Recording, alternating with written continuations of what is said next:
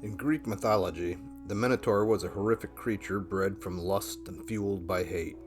He was a man with the head of a bull that was banished to the greatest prison ever constructed. And here's his story. As the myth goes, after ascending to the throne of the island of Crete, Minos competed with his brothers and ultimately became ruler and king. Minos prayed to Poseidon, the sea god, to send him a snow-white bull to signify that he had the god's favor, and Minos in turn would sacrifice the bull to honor Poseidon. But once Minos saw the bull that Poseidon sent, he was struck by its magnificence and decided to keep it, believing that he could substitute another bull as the sacrifice. But Poseidon, in his anger, lashed out at Minos, seeking revenge.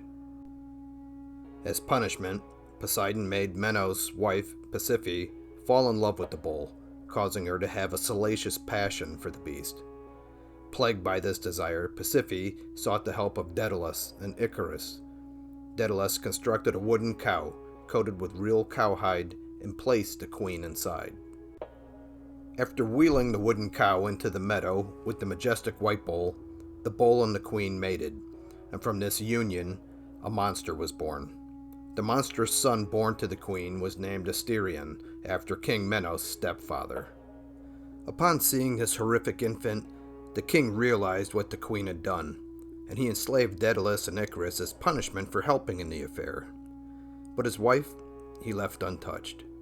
Pashiphae was allowed to take care of Asterion, who she took care of and nourished while he was small. But time passed, and Asterion grew, and so did his hunger. As he grew to an enormous size, Pashiphae no longer could manage to feed him, being that he was neither man or beast. Unable to find anything suitable to eat, he began to eat people. Now the king, in an effort to hide the queen's disgraceful affair and the monster that was spawned by it, consulted the oracle at Delphi.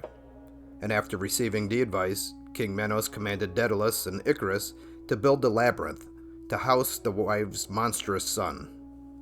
The Labyrinth was a structure built so cunningly and elaborate, so complex, that no one would be able to escape. Even Daedalus, who had built it, was barely able to find his way out. It was speculated that the palace of King Minos that was discovered in Knossos may itself have actually been the Labyrinth, being that it was consisted of a giant mishmash of over 1,300 maze-like rooms, but this idea is generally discredited. As the Labyrinth was being built, the Panathenaic Games were being held, and King Minos' son Androgeus dominated them, receiving much praise and adulation.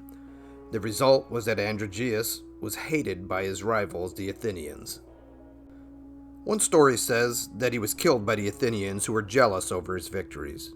And another story says that the Athenian king Aegeus, who was angered by Androgeus' victories, tricked him by sending him to slay an unconquerable Marathonian bull, which resulted in him being killed by the bull and indirectly by the actions of the Athenians. Regardless of the version, in either case King Minos blamed the Athenians for the death of his son and the destruction of his family line. The result was a war in which King Minos sailed against the Athenians and harassed them until they finally submitted and agreed to pay the price for his son's death. And this was a heavy price indeed. King Minos demanded that Athens pay tribute to Crete by sending 7 young men and 7 virgin maidens every 7 years who were to be chosen by lots. These tributes were to be thrown into the labyrinth for the Minotaur to devour. As the third sacrifice approached, Theseus, the son of Aegeus, volunteered for the third tribute, and he promised to slay the monster. He promised that on the journey home he would raise the white sails if he was victorious, but if he had failed, he would have the crew leave the black sails up. As Theseus reached Crete, the daughters of King Minos, one named Ariadne and one named Phaedra, fell deeply in love with the youth. Unable to cope with the looming sacrifice of Theseus to her half-brother, the Minotaur, Ariadne developed a plan. She went to Daedalus and begged him for help, convincing the craftsman to tell her how someone could escape the labyrinth. Once he had told her, she raced to tell Theseus before he entered the labyrinth, and gave him a ball of thread and a sword to help him. As he entered the labyrinth, he tied one end of the string to the door and continued into the maze, where he found the Minotaur in the furthest recesses of the maze. Theseus then slew the Minotaur with the sword, ending the reign of the monster and the sacrifices of the Athenians. Theseus now was able to retrace his steps, following the string all the way back to the entrance, in the process saving the remaining Athenians. Once he was victoriously outside of the maze, he quickly gathered Ariadne and Phaedra and sailed off to return to Athens. In a dramatic turn of events, Theseus abandons Ariadne on the island of Naxos and sails away with her sister Phaedra, leaving her alone to contemplate how she had betrayed her half-brother Asterion, the Minotaur.